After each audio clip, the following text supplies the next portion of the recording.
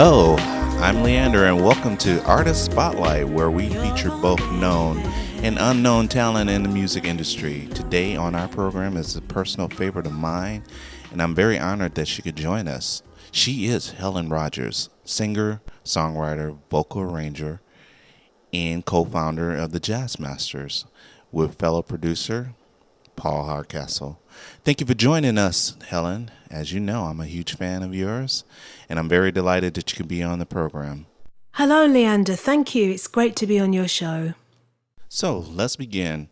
Who are your musical influences, and how did you get started in music? Well, my very first musical influence was actually my mum, who had a wonderful singing voice herself. And she was really into the great jazz artists of the time, such as Sarah Vaughan and Ella Fitzgerald. And so I was brought up with all this wonderful music around me as a small child. And then growing up, I just loved music in general, and so I loved all music, but I tended to be buying more soul albums or reggae albums than any other genre. And so I loved groups like Earth, Wind and Fire, singers like Brenda Russell, singer-songwriters like Brenda Russell. And on the reggae side, vocally I loved Marcia Griffiths and the great singers coming out of Jamaica like Dennis Brown, Bob Marley and the Wailers, Peter Tosh and Bunny Wailer. And of course we had our own UK lovers rock movement happening in London. And so the singers that I was listening to around about that time really influenced me a lot. And I had some friends at that time, sort of late 70s in London, who knew of a little studio in South London, and they invited me down because they knew that I really wanted to sing and write and bring my poems to life with music. So they invited me down and we started working together, and we sort of got to a level where we actually went out and gigged around about South London, which was really fantastic. And this was reggae music. So this was like late 70s, early 80s. And I saw an advert in one of our music papers in the UK for a lead vocalist for a Brit funk group called Direct Drive. And of course, this was another genre of music that I was really crazy about. So I went down for the audition, and they sort of invited me to join the group. And it was just absolutely wonderful, you know. So I really came from both sides, you know, the jazz soul side and the reggae side. And that's kind of really where I've stayed working through all these years in the industry.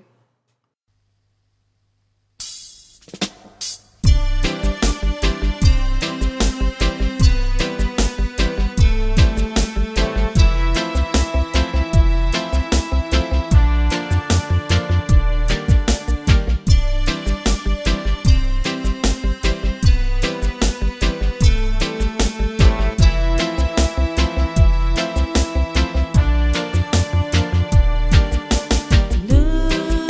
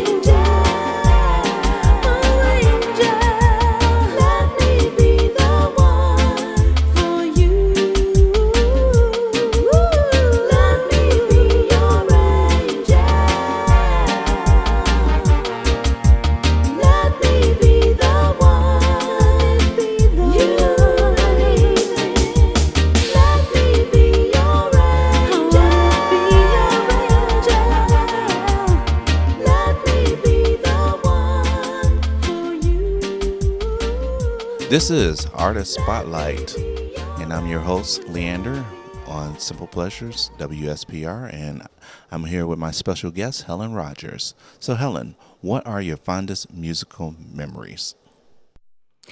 Oh, my fondest musical memories. What a lovely question.